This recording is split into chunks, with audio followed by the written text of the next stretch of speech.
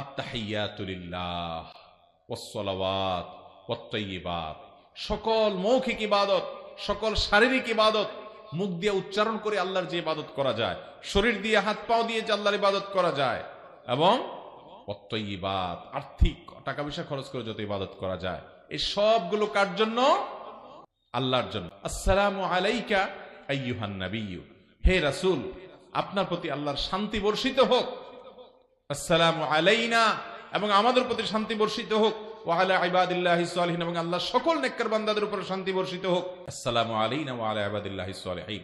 আশহাদু আল্লা ইলাহা ইল্লাল্লাহ, আমি সাক্ষ্য দিচ্ছি আল্লাহ ছাড়া সত্যিকারের কোনো মাবুদ নাই, ইবাদতের উপযুক্ত আর কেউ নাই, এটা সাক্ষ্য আমি দিচ্ছি।